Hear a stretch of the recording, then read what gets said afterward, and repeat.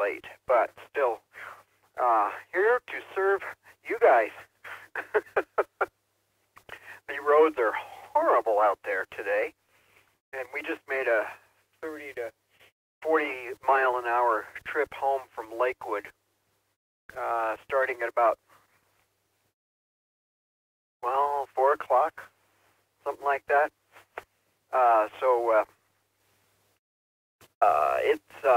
It's not a good drive today, and that's why I'm running so late. But we are home safely, and that's a good thing. I did not come up with a topic for this evening, so, and I don't think I'm going to bother taking check-ins. I'm sure there's several people already listening, so I'm doing this very informally this evening. Anybody have a question for the TechNet at this time?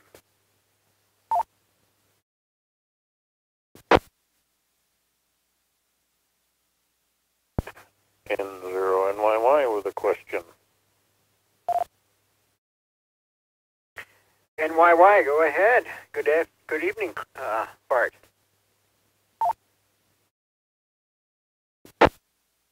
N0NYY, officially not checking in. No, wait a minute. Anyway, I am just curious to know, I have done very, very little tiny brief research.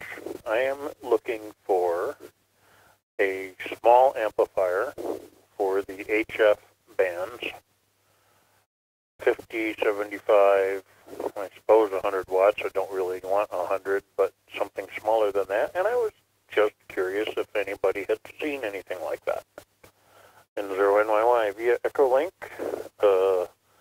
Medford, Wisconsin. KD0TYU. TYU, go ahead. Hey Bart, Joe here. What kind of power are you talking?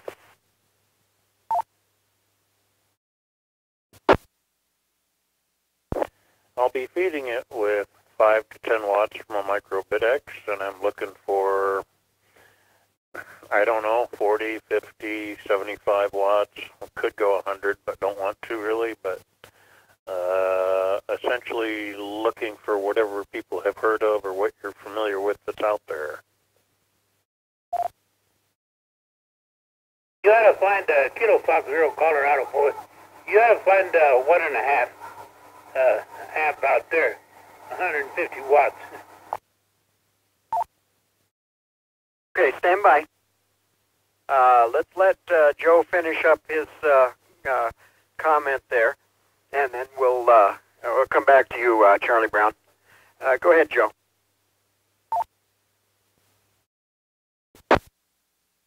I know they make them. The stuff that I use is actually it's 400 or 500 watts and above, and they're pricey. But I do know that they do make the lower. I guess it's 100 watts, but I guess I'm a little confused. So most radios will put out 100 watts, so why would you want to have a 100 watt amplifier? I guess I'm confused. Oh, I meant to say that at the beginning, and I'm not sure if I did. This is to go behind a micro BitX, which is sideband and CW and about 10 watts output. It does 10 through 80 meters, I think. Oh, okay. Well, I'll defer that to Mike. Go ahead, CB.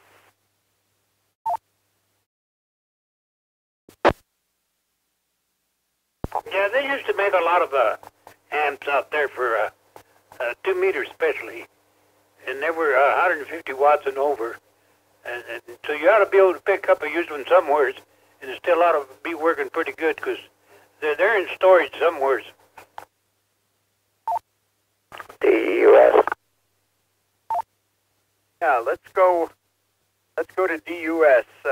Go ahead, Mike. Yeah, for DUS, I see a Meritron ALS-500M, the smallest amplifier on the universalradio.com website, and they're wanting $850 for it. but it covers, all the HF bands. It goes from 160 to looks like 20 meters. Yeah, according to the dial there. But anyway, that's the smallest one I've seen in production, new amplifiers anyway. $850 on Universal Radio. EMP.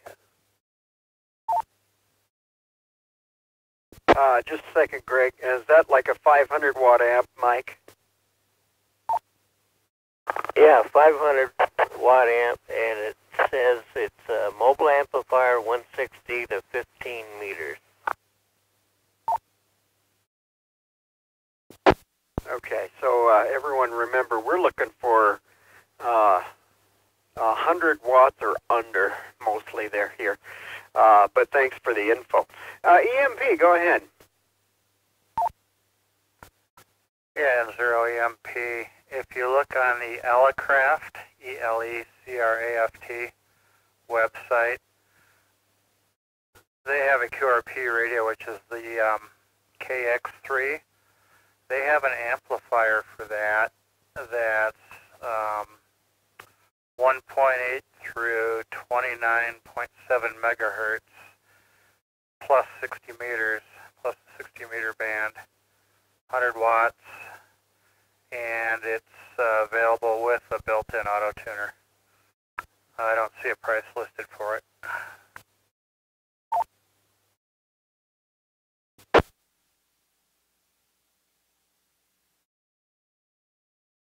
Okay, and I will send it back to you, Bart, since we've had a lot of discussion in between. But I think Randy has some sort of an amp that he just got for his low-power rigs that's under 100 watts. So you might check with him and see what he's got, unless you already have. I would say his is an older one, if I recall correctly. Anyway, go ahead. Did we give you any useful info there?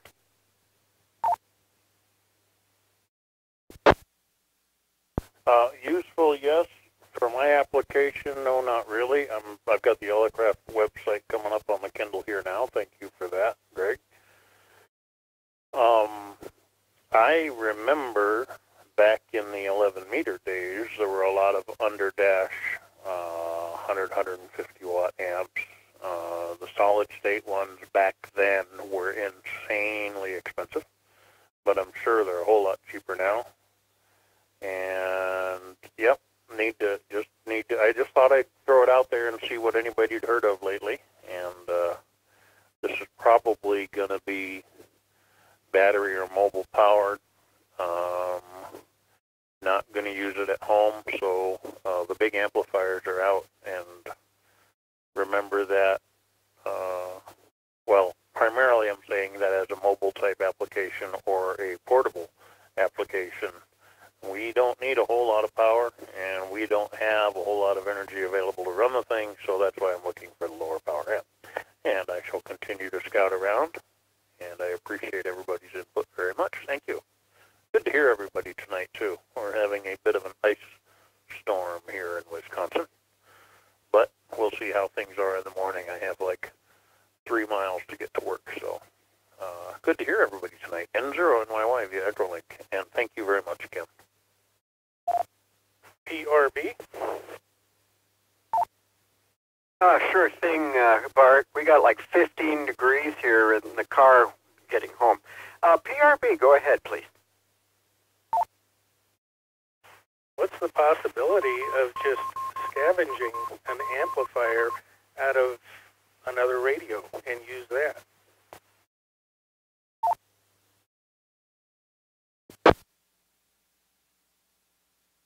You know, for as short a time as we've known each other, you know me pretty well.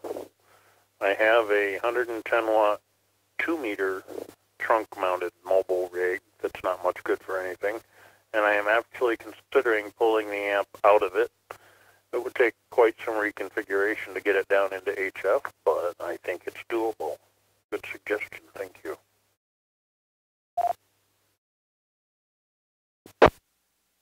No problem there, Bart. My first thought was there are many HF radios out there with 100-watt amplifiers in them. So probably get that for a lot less than you can buy an amplifier. Kilo Fox Zero, Colorado boy. Yeah, thank you. Oh, my brain's going slow tonight. PRB, thank you. CB, go ahead. Yeah, you guys looking for amp? Check with W0WST. I don't know what happened to the amps, but old Bill used to have a bunch of them, and they went up. They're either going up for sale or they went up for sale. He had a bunch of them. He had some good ones too.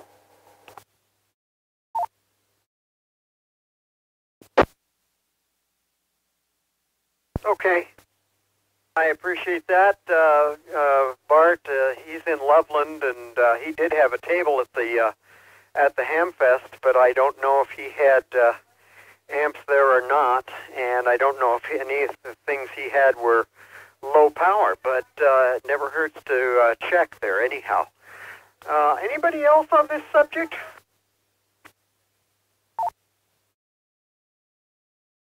Kilo Zero Echo Victor. Hey, good evening, Eric. Go ahead. Yeah, good evening, Kevin. Yeah, I've been looking for about the same thing because I've got a. Well, anyway, I was really looking at trying to find a Ten-Tech 416, which is a nice little amp that'll do 160 through 10 meters. Haven't really found one yet. You get on the web and you look at all these Chinese things, and they've got them, but oh boy. So I'm still looking, Bart. So I'm not sure what to do other than to make one of my own. As far as the ALS 500M, yeah, I got one of those, but good grief. I mean, powering that with 5 watts to get 100 watts out or 75 watts out, that's crazy. So anyway, back to net. See ya, Kevin.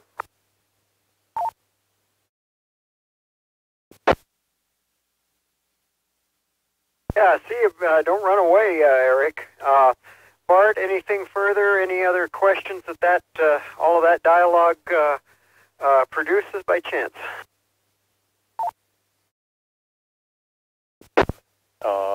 Yes.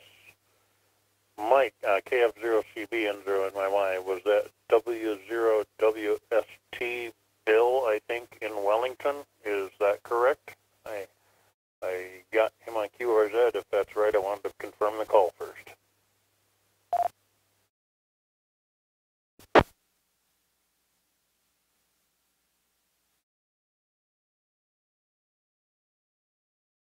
If Mike doesn't come back, yes, I can confirm that is the correct call. You do have it right there, Bart. K0PRB.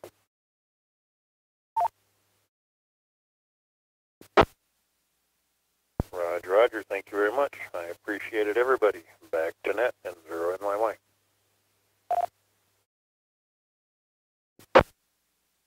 KD0ZWU with a comment. Sure thing. Thanks. Yeah, and thanks everybody. This could be another interesting topic because there are a fair amount of people getting these kind of kits and things like that, and wanting to boost their power a little. Good evening, Terry. What you got for me?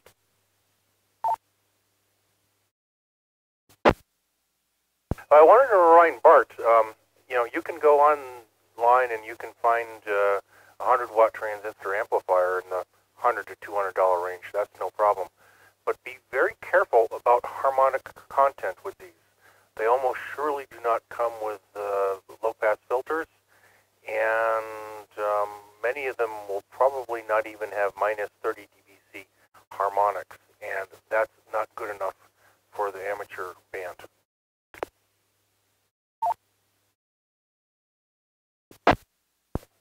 Yep. Very good information, and I appreciate it. I kind of expected that. I remember that of the amps back in the day were incredibly broadband on purpose. Not only their primary signals, but all of their noises, too. Not so much on purpose, but it suited the purpose that they were after at the time and made them more marketable for those folks.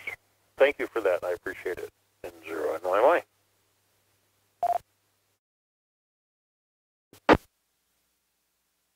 I assume you're talking 11 meters, Bart.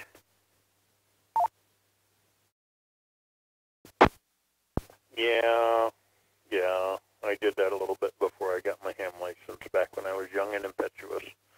And if I end up with something like that, adding filters to it would just make it more of an interesting project. Can I get a roll of adding machine tape, please?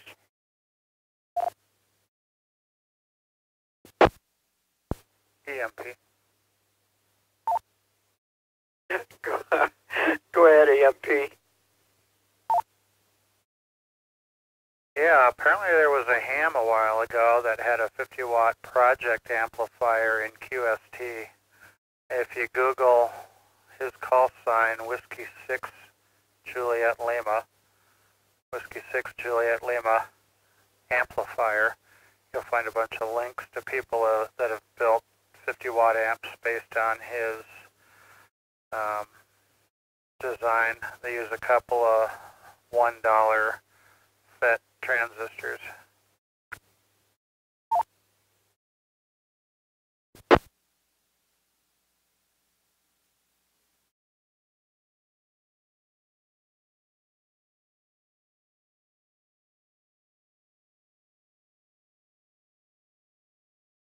Did you copy that okay, Bart?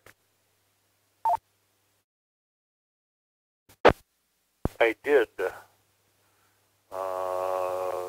Don Huff is the guy's name, and I'm pulling up his 50-watt power amp. Yep, I have it.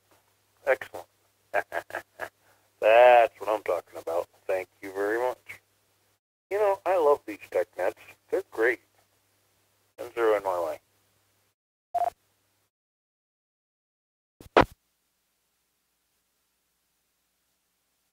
Thanks very much, Greg.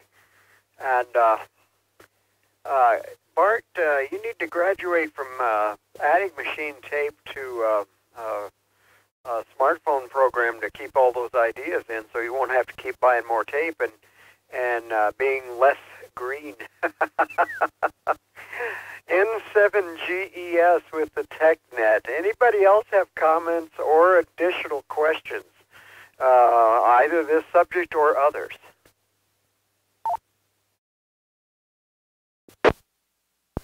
Okay, ABK. Good evening, Alec. ABK, go ahead.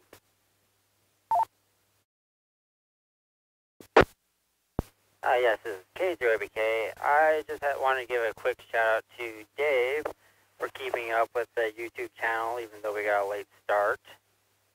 And it is going to be a great reference material for later, because I'm unable to write down all this information. So, just want to give a shout out to Dave. Thank you for what you're doing, and keep it going. K0ABK, back to net.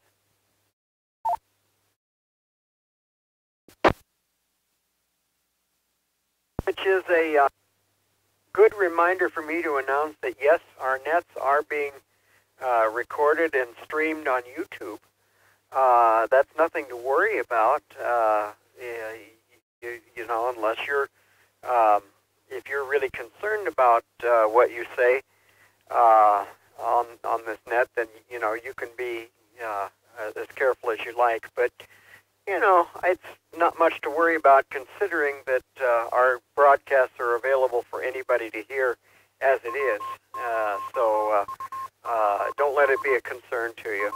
But we're trying to make the information available to others, so that's why we're doing it, as a reference to them as well. And we've gotten really good feedback on people that appreciate not only the sort of teaching videos, but the net videos, interestingly enough. So don't be afraid to talk up on these things, because that's what people are listening for. They're listening for how people present ideas and what the ideas are. So thanks, ABK. Appreciate that.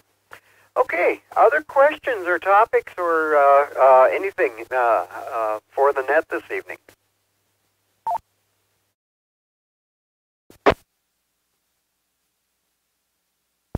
KE0NHB, Boulder Mark.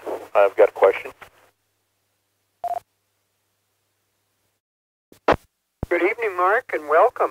Go ahead, please. Yeah, I'm doing a temporary mount for my ID5100, and I'm using magnets to actually hold the transceiver as the mount. And I was just wondering if anybody know of any gotchas by using magnets, something like that.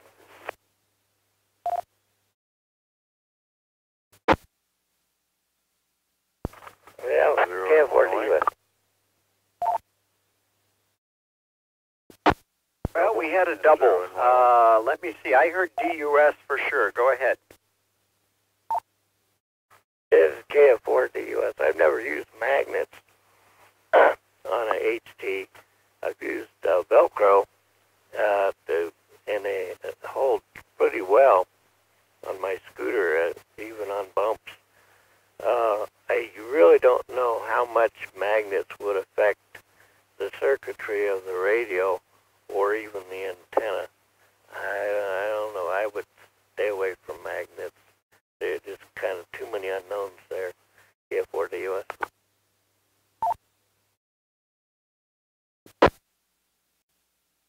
Okay, and I was just about to ask who the other station was. Go ahead, NYY.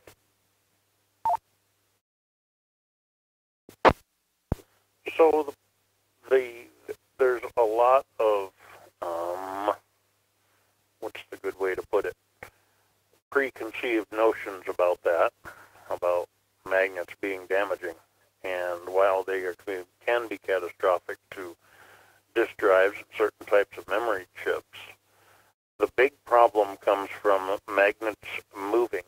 A moving magnet, of course, can induce an electric current. And with today's neodymium iron boron magnets, some of those things are insanely powerful, and it doesn't take a lot of movement. So unless the magnet moves, it probably won't do damage. I do not know if the magnet was in close proximity to one of the tuning coils inside the radio, if it would adversely affect it. Something to think about.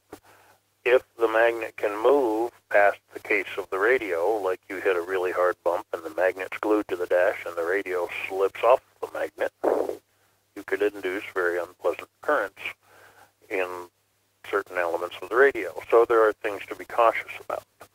However, there are people that I've heard people say, well, if you put a magnet on a radio, you'll kill it. And I don't believe that that is true. I've never seen it happen. But something to be careful of is allowing that magnet to move past that radio, and quickly if it were to actually come loose. So keep that in mind. And 0NYY. I know that's not terribly conclusive either way. For that, I apologize. But things to think about. N0WIQ with comment.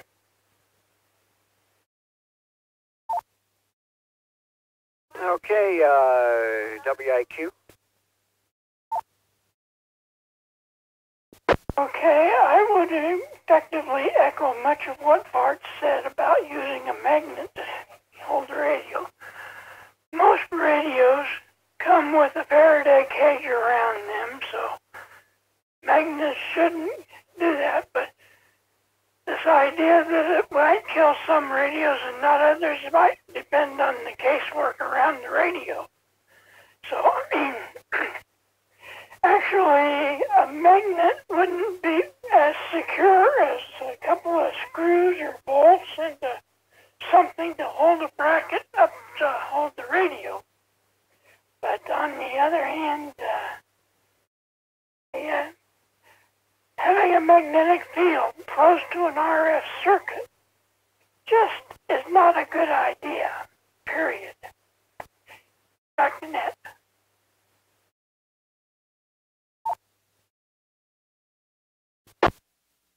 KD0ZWU with a comment. Yeah, let me send it to DNH first to see if he has any additional comments or questions, and then we'll come back to you, Terry. How'd we do for you, Mark?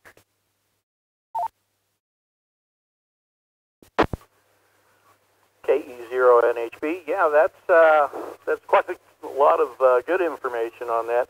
The one thing that I did not think about was the fact that creating an electric field by movement on that magnet. But I would think that the case itself would ground out any electrical charge that potentially would have been generated there. Is that a possibility? And I guess that's more for YY. NYY. And YY, go ahead.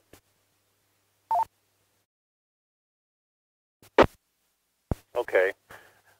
One of the, again, another one of the very common things with these new neodymium magnets, the flux density of that field is so incredibly strong that you need between 1/4 and 3/8 inch thick steel in order to contain that magnetic field.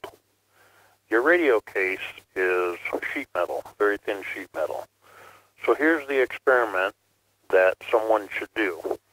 Take a piece of steel, whether it's a soup can or the lid cut off of a soup can, please don't cut yourself.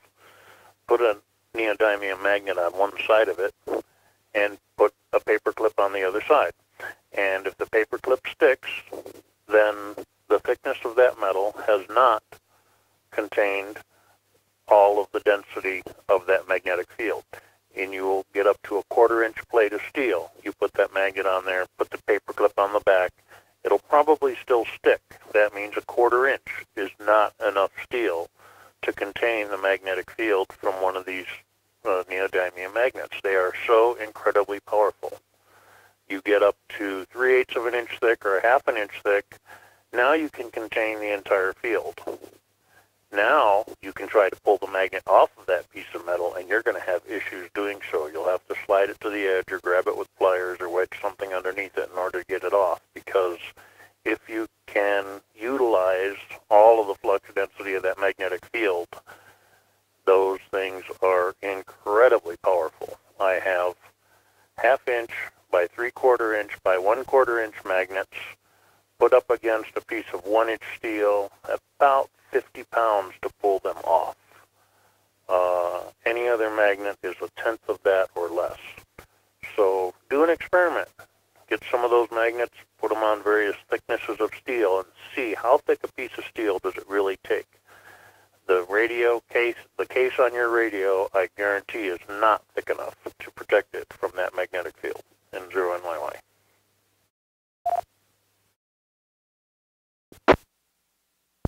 KE0. All right, let me... Okay, well, thank you very much on that. That kind of settles my questions on it. It doesn't seem like it's probably a good idea. Although I have not transmitted, but I have been just listening on the radio set up that way. But I think I'll go ahead and get rid of those magnets and go to a Velcro. LAO? Stand by LAO for just a moment. ZWU, Terry, go ahead with your comment.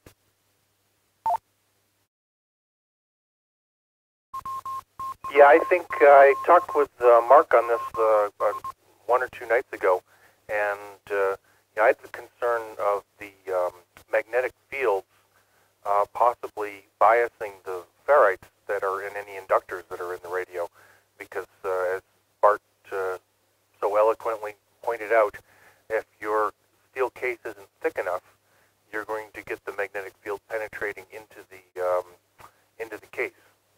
And that is, however, a DC magnetic field, not an AC magnetic field. So it could change the bias points and the saturations of any ferrites that are there. KD0ZWU, back to net.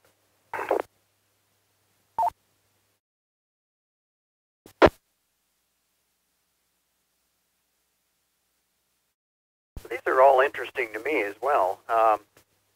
Remind me again, Mark, are you talking an HT here or a mobile rig?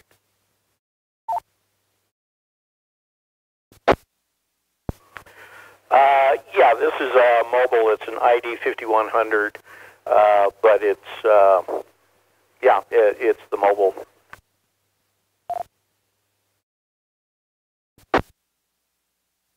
Okay, very good. LAO, you had a comment. Go ahead, please.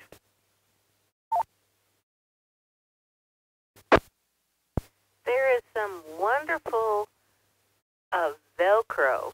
It's black. I think it's like inch and a half thick Velcro that it has short hooks and short naps so it doesn't collect stuff. But we have actually used it for canopies. And it's very good for holding. We've used it in Star Drive for mounting scopes, monitors, things like that. And you can. It's not like a magnet that you have to use a knife to take off of, and you don't have to worry about the magnetic field. And you can use all sorts of adhesives, Gorilla Glue being one if you don't want it to come off, but that's a really good alternative.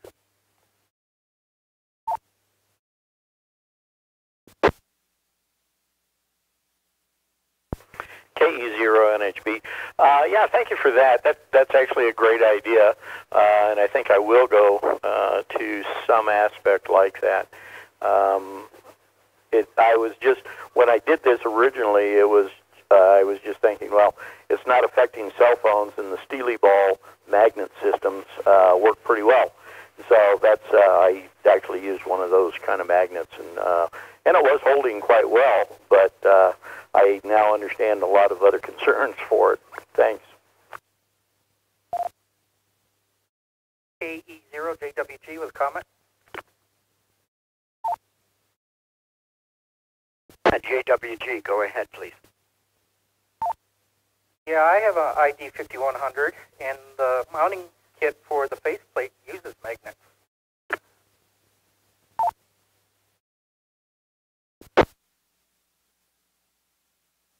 Yeah, and I'm imagining they're probably fairly lightweight magnets for that faceplate, right?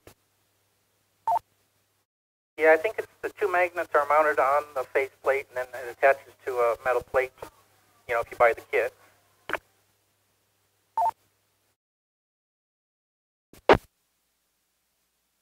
Yeah, Right. I'm in. Yeah, just a second, Carrie.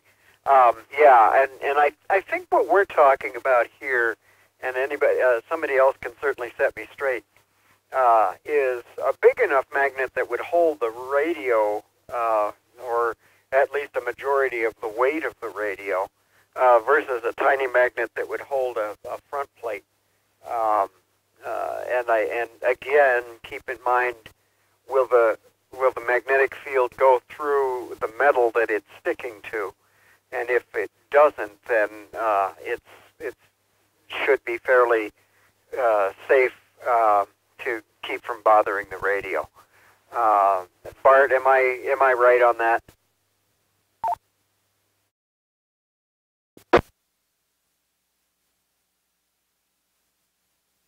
Sorry, Kevin, I missed that, and then I heard my name and got distracted. Say again, please.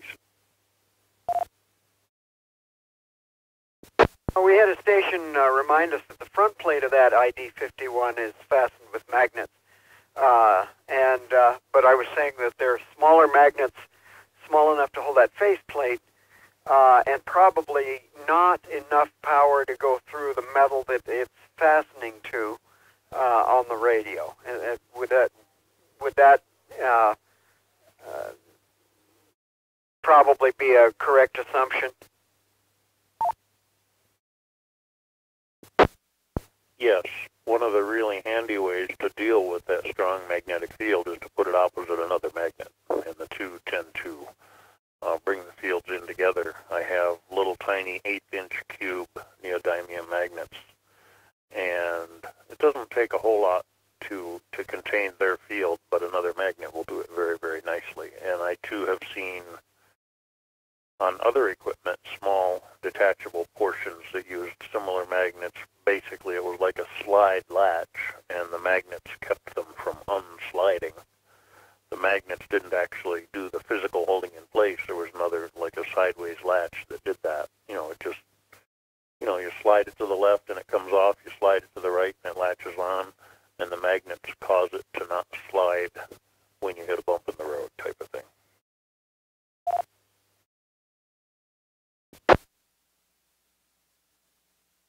Okay, DNH, does that answer your comment there, or your question?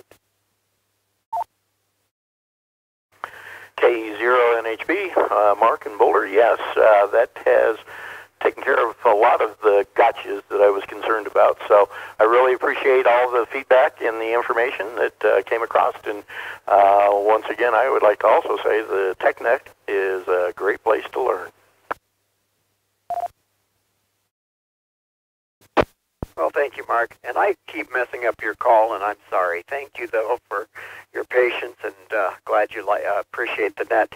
Actually, I was trying to also check with the station that brought up a comment about the faceplate. Does that kind of answer your concerns there?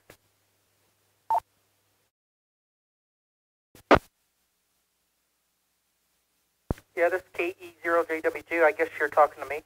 Yeah, I mean, that's what came with the radio, and that's what I used to hold mine in place, but there is indentations on the metal plate that goes in, so that keeps it from sliding.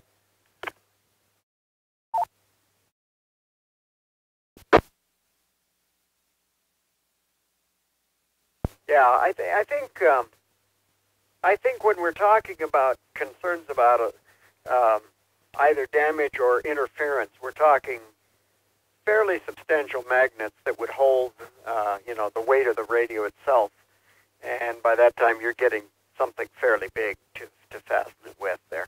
And a smaller magnet like that for a faceplate certainly not going to do it, especially if it's got metal behind it that's going to absorb that. So, very good. Carrie, you had another comment.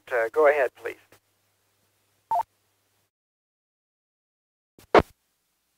Well, I was going to say I own an ID 5100 myself, although I have not mounted it mobile. So the faceplate has two screw holes that you put screws into to hold it onto something, and then have it mounted where you can see it.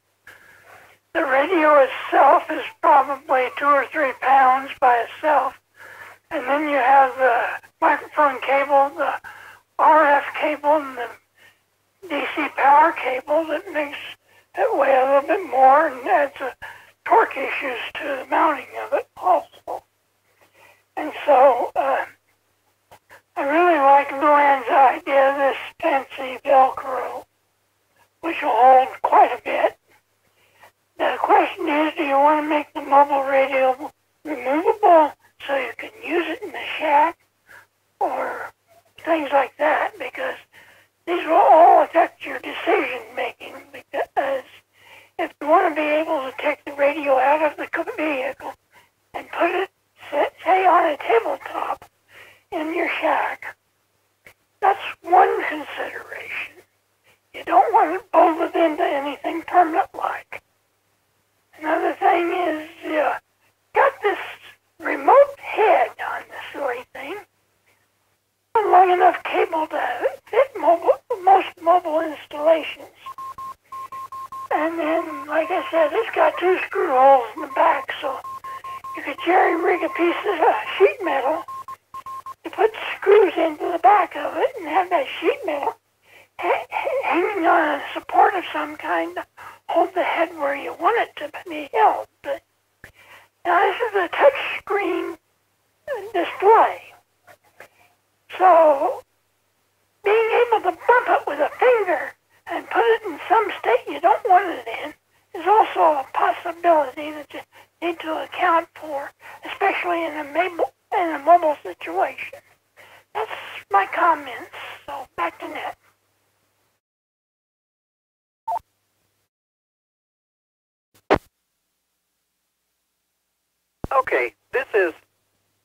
N7GES with the NCARC TechNet. Thank you, folks. Any other questions for the net this evening? We've covered some good topics here. Anything else that's come to anybody's mind that they'd like to ask about?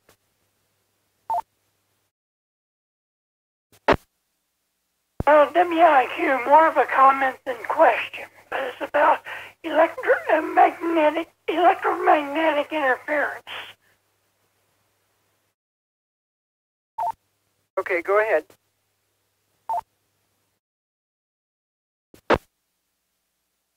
So in my home, I have stitched together a Ethernet network with some Cat5 cable. And I recently ran into an electromagnetic issue with that.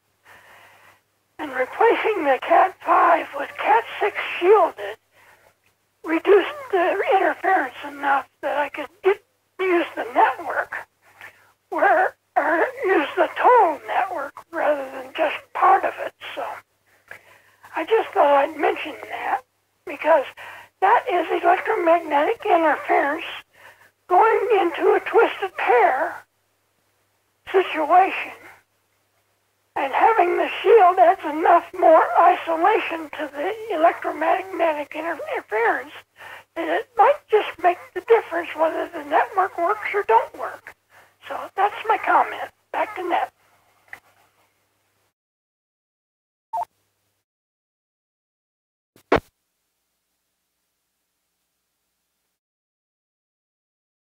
Okay, very good. Any other comments or questions?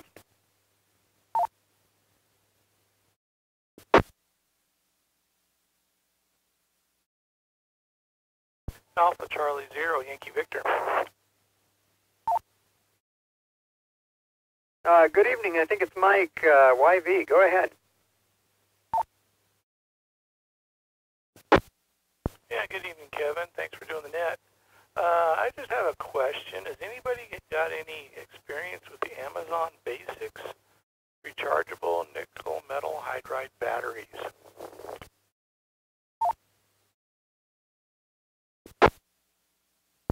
BRB.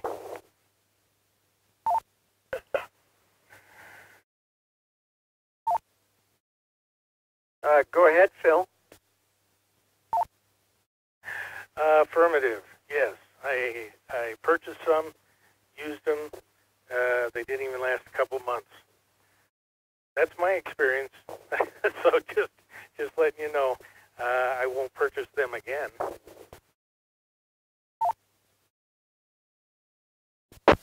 And why?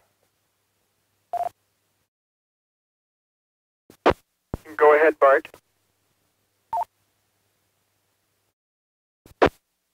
If I may ask a quick question for Phil, and then I have a comment about nickel metal hydrides that has created many, many issues that I've seen.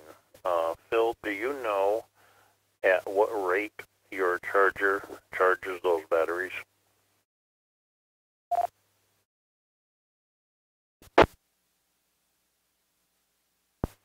Negative, not offhand. What I did was I purchased them, put them into my MFJ tuner, and set it with its jumper to charge. And I let them charge for a while, and then I used it for a little while, and then et cetera, et cetera. And then next thing I know, they wouldn't hold a charge. So it didn't take long. Now, Mark, MIC, told me about some batteries, some NIM batteries. I'll have to see if I can go find out what I put those in there, and they work just great. They're awesome. They hold their charge very well. I'll go see if I can find those and give you the information.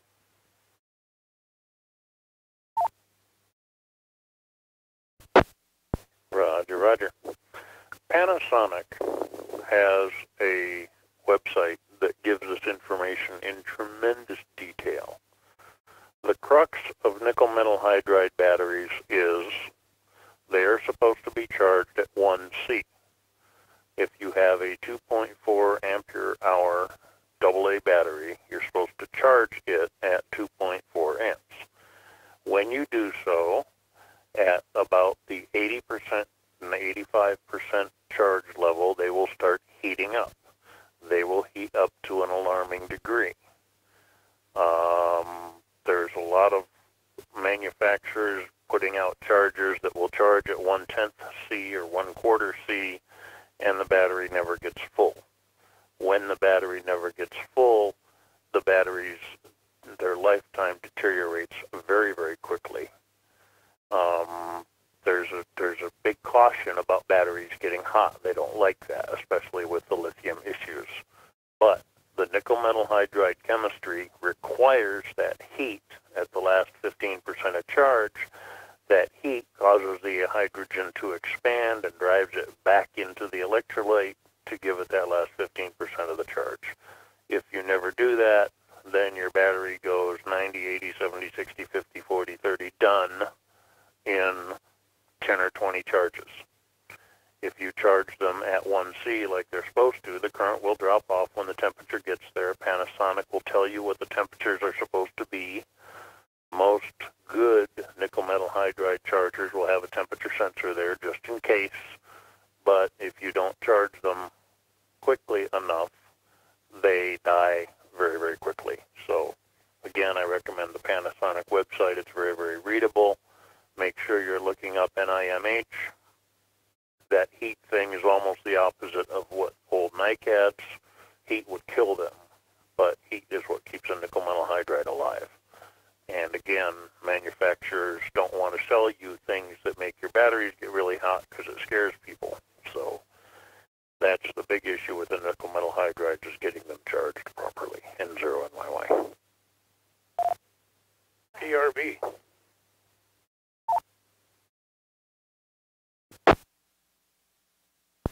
Yeah.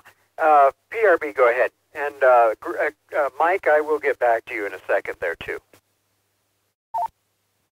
Okay, just wanted to put out that information on the batteries that W2MIC had shared with me, and I've got some. I love them. They are Panasonic batteries. Eneloop, E-N-E-L-O-O-T.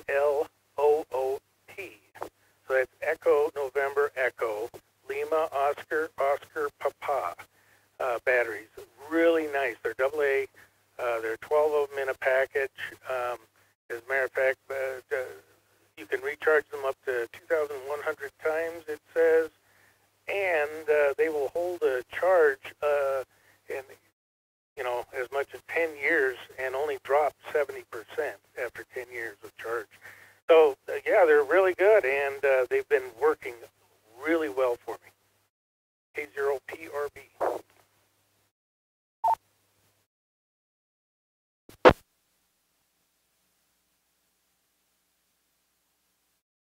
Okay, thank you, Phil. Mike, did that fairly completely answer your question?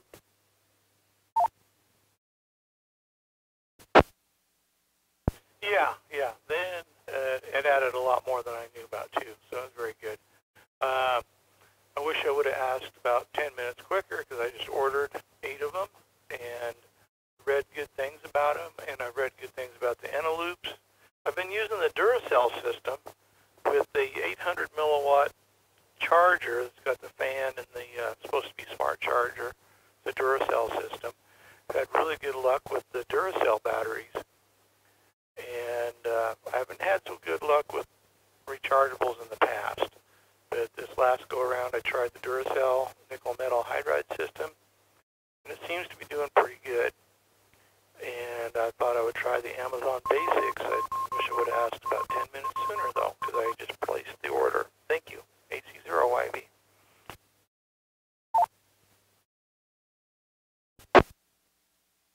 Why with a short comment? Go ahead, Bright. I know, nobody believes me, and I don't blame you.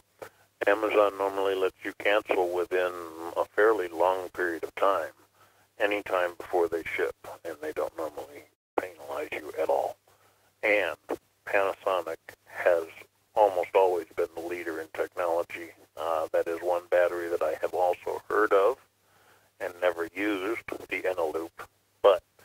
I trust anything from Panasonic. Go to their website. There's a huge education there. They educate you so you know how to use their stuff.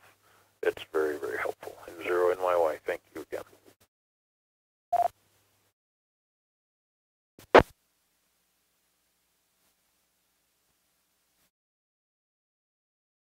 I was about to tell you, I hope you have better luck with these than other people have had, but that might be the thing to do, is investigate canceling that order right away before anything happens. So there you go. Thank goodness for convenient stores at times, I guess. Anyway, give all that a try, and hopefully you end up with something good. And I don't know anything about the Duracells, but it sounds like you've done well with those.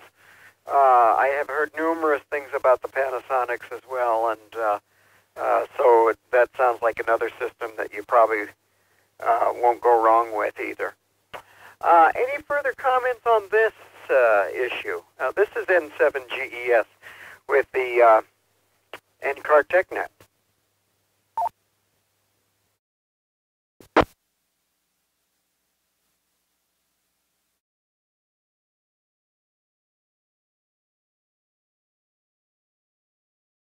All right, any other questions for the net this evening?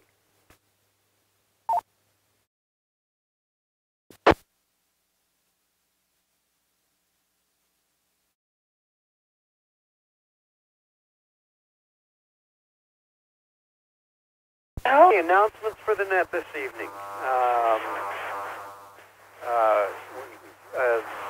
Not so much as an NCARC function or a but I would just announce that the Thursday night meeting of the Preparedness Education Group is combining with the ARES to do a remote net at the Timnath fire station number 8. If you've never done net control type things before, I'd really highly encourage that you come and see how they're done. We'll even give you a chance to participate if you would like that, with some guidance and sitting over your shoulder to help you out with it and give you an idea how it all works. So do keep that in mind, and I'll be happy to give you more information if you're interested afterwards there. But do keep that in mind. That's this Thursday evening.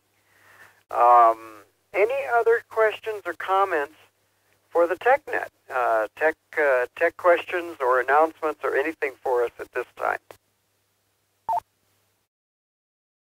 WIQ, and I was wondering if anybody had any foreknowledge about the new ICOM radio that's going to be coming out. It's the ICOM 9700.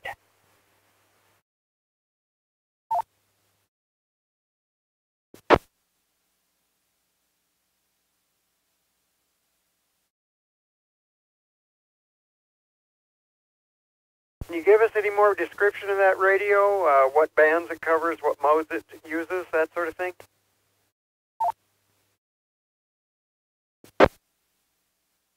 Well, the information I found so far is this, what do I want to say, 2 megahertz to something like 1.3 gigahertz. And it's a software-defined radio to boot, so I just thought I'd wondered if anybody had any more knowledge than I did.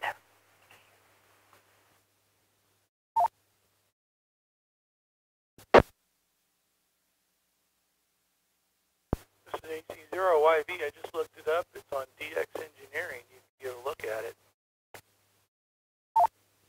And it's also on Universal Radio as well, but no price on it yet.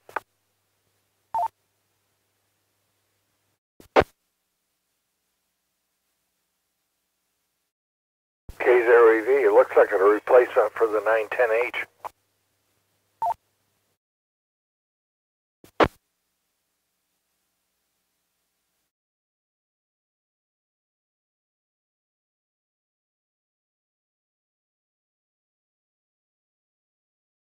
And Eric, the 910H was what bands and modes?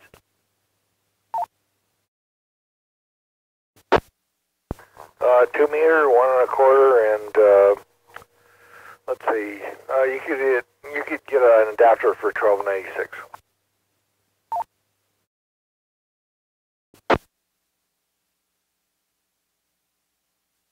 Okay, did I not understand that this new one was supposed to cover into the HF bands too, or not? AC0YV, it says VHF, UHF, and 1.2 gigahertz all mode.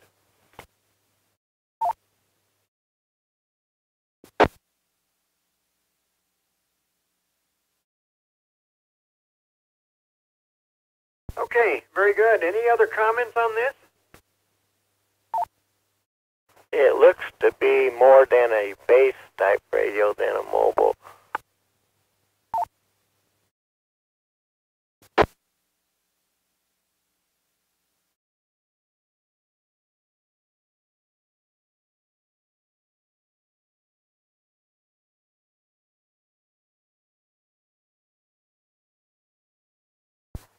Yeah, what's not clear is whether or not it handles the satellite, full duplex operation on satellite or not.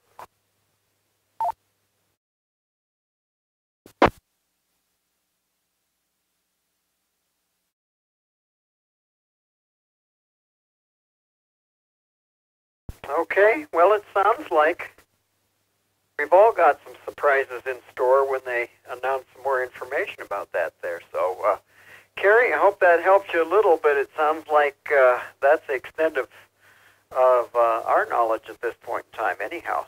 So keep an eye out, I guess, is the best thing I can say.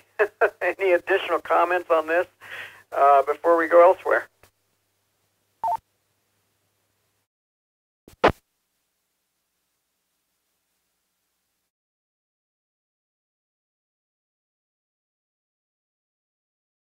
KD0TYU, are you still on frequency, Joe?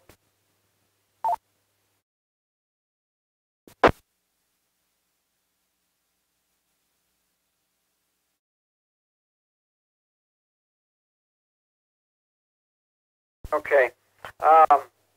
Wanted to also just remind any of you who are new to HF, there was an email advertising our HF seminar. Do take advantage of that. That's coming up, but I don't have the info in front of me right now. But anybody that is interested, I'm sure somebody on the air can give you info on that as well. I think most of us that have been at least visiting this evening have already had HF experience, but any of you listening that have not, we have an HF seminar coming up here shortly where you can see what it's all about and even get on the air a bit. Anybody want to have that? Anybody have that info available right in front of them that can just give it out here? DDZ. Go ahead, DDZ. Yeah, thanks, Kevin. That HF seminar is on February 24th at 10 a.m. to 1 p.m. or, whenever it ends. That's going to be at the Poudre Valley Fire Training Center, 3400 West Vine in Fort Collins. That's basically Vine and Overland where the road ends.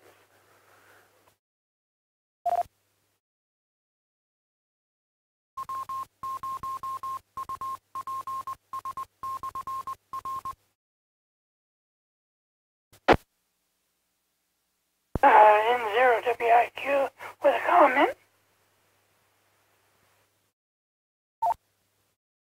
Go ahead, Carrie. Well, my view of HF is significantly different than a lot of other people's because I don't really want to ever rely on a band opening to make a communications. But HF makes you have to be more aware of RF propagation than this FM that we're playing with now. because we're using a repeater for one thing, and so we only have to worry about one direction propagation between the user station and the repeater back to another user station. So, hey, that does change propagation thoughts a lot. But in HF, you worry about propagation because sometimes it'll propagate halfway around the world, period. And how it does that propagation is quite variant. So, that's my comment.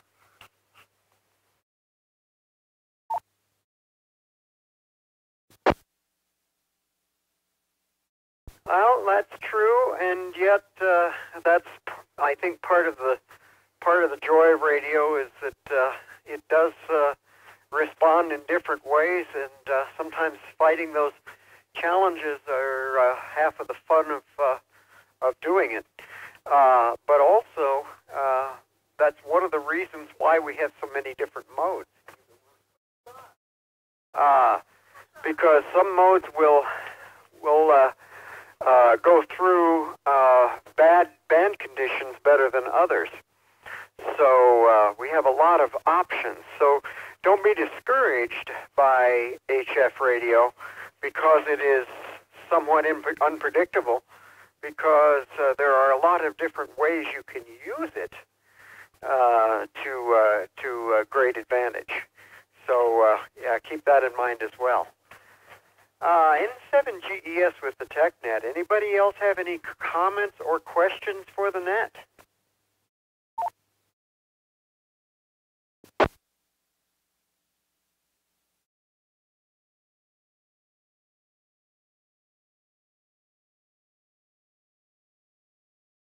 Well, I hear nothing but quietness, but I'd say we discussed a lot of good things here, and I did bring up some of these things that several of us already know, because we may have listeners that aren't able to get on and ask questions, and even though most of us on here already use HF and are maybe familiar with it, there could be folks listening who are not. So wanted to kind of share the info for the benefit of listeners, listen-only participants here. So do feel free to attend. If you have questions for the net and you're not able to check in,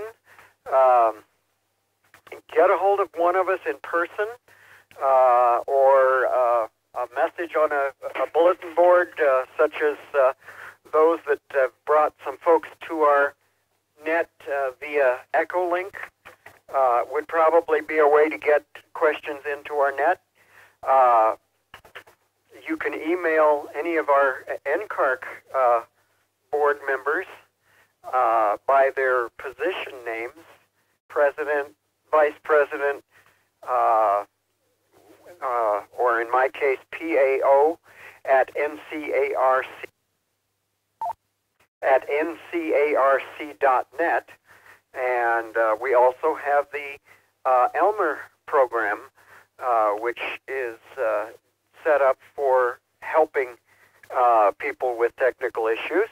And a question posed to that list, which I believe is Elmer at NCARC.net, NCARC.net, could also find its way to this net as well. Any corrections on any of those email addresses or anything like that?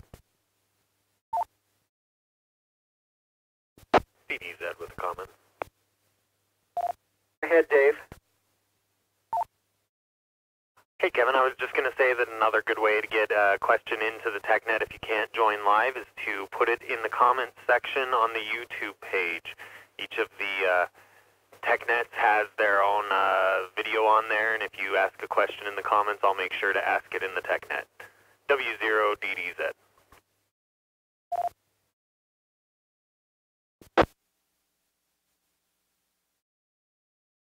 Whoa, talk about a worldwide response here. Okay, so there you have it, folks. There is all kinds of ways to get a question answered, and at least by our group as well as we possibly can. So please don't hesitate to do that. One of the things that we're trying to do is be out there and ready to help other people that want to get into amateur radio, and or people that are into amateur radio that want to get into other areas of it. So take advantage of that, and hopefully we can help you with something or other as much as possible. One last call for any additional comments or questions. Zero LAO with a comment. Go ahead, Luann.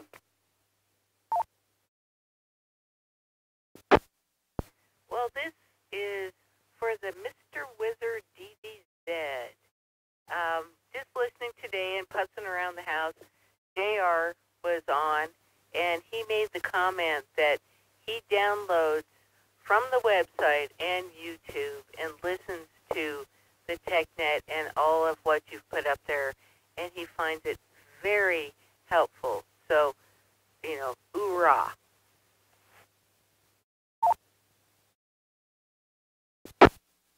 And zero in my way. Go ahead, Bart.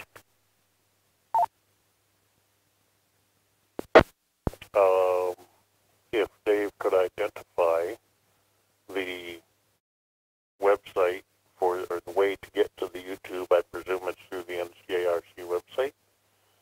May I ask if there is also a Get Your License section on the NCARC website? Again, this is for those who might be listening but can't respond. And zero in my way. Thank you.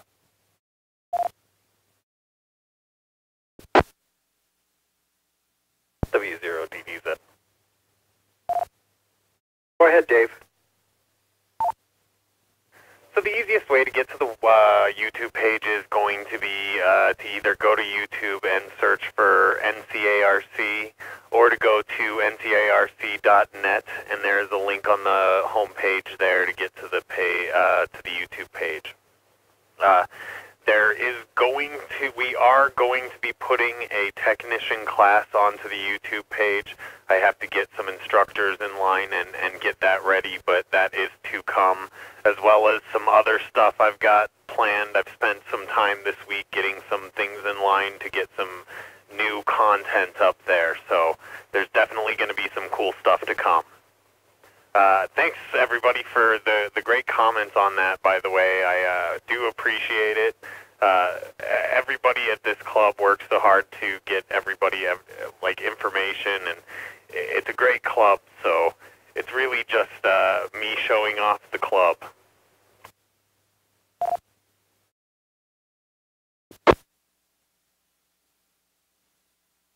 We appreciate you, your efforts, and as Dave said, we appreciate all your efforts. There's been a lot of stuff accomplished, especially in these last few years, and that would not have happened without everybody pitching in and helping out. Okay, once again, last call for any additional questions or comments for tonight. KC0SUN, no question, just a quick check-in and check-out.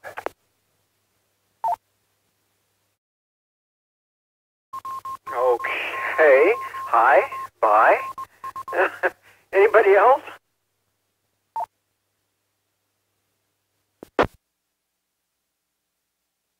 Yeah, Kevin, Dave, and Bart, the guys that are thinking that a lot of people listen but aren't licensed and can't ask the questions. It never dawned on me that we put a lot of information out there, and then always say, well, if there's any questions, go ahead. Well, there are a lot of questions, but we can't hear them. So that's a good idea. KC0QOK, good evening.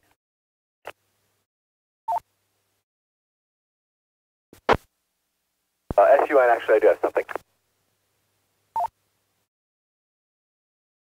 Okay, go ahead, Alec.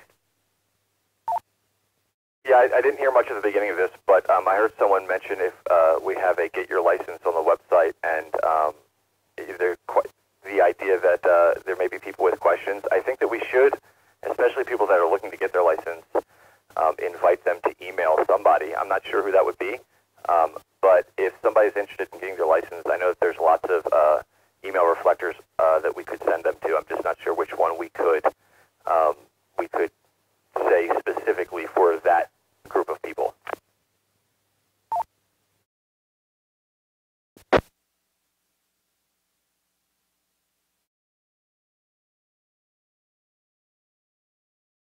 Okay, we need to give this some more thought because one of the things we do have in place right now is testing. One of the things we don't have in place on a regular basis are classes. We have had some classes, but we don't have them necessarily at regular intervals. And when we do have those classes, we need to make sure that they get publicized. So I guess for now, if you have an interest and you're not able to get on the radio yet because you're looking to get your first license, why don't you email somebody on the board? Start with president, if that's going to be the easiest to remember, president at NCARC.net, and just ask your question. Or board at NCARC.net, and ask your question about getting licensed. And we'll certainly be able to at least try to give you information on the next classes that we're offering in this area anyhow. And then testing is already being offered quite frequently. So also, NCARC does have a lending library of various study materials and reference books. Some of these are older books, but they're still good information. So that also is available for our use. And again, I think you can the easiest thing is probably email president at ncarc.net on the library as well. So there you go, lots of resources. Hopefully we've made it simple enough, at least for the time being, by giving you an email address to go with. And as things are happening more regularly or permanently via YouTube or whatever, we'll certainly get that information out here as well. Anything else for anybody? DUS. DUS, go.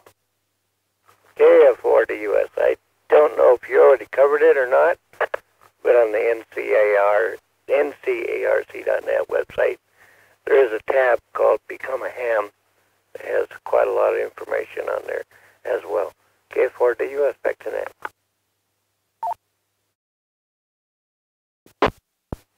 K0LAO. LAO, go ahead.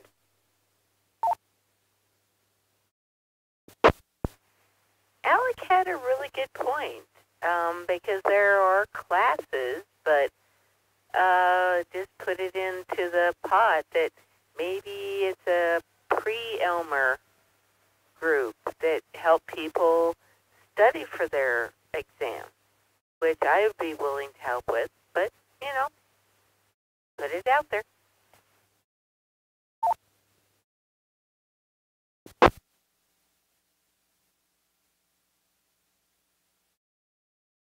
Well, there we go.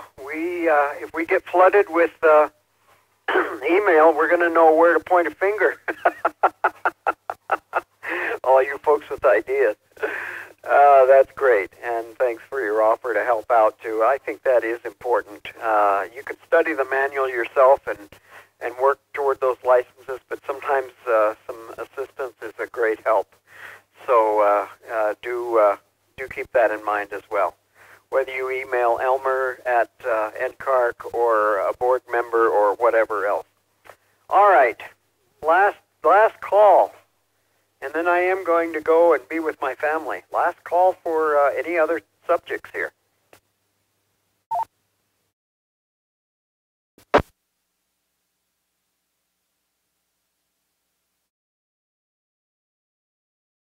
Okay, well, I think we ran a good hour and 15 minutes maybe, or something of that nature. I thank you all for being so patient while I was slow getting home, and for being forthcoming with your questions and answers. And we'll see about having a topic for next week. I can't promise, but I'll see what I can do. In the meantime, come with your questions ready, and we'll do this again next Monday evening, hopefully starting on time at 6 rather than an hour or more late. But again, thank you for being there, and this is N7GES, closing the TechNet and returning the repeater to normal use, and thanks to all. N7GES clear.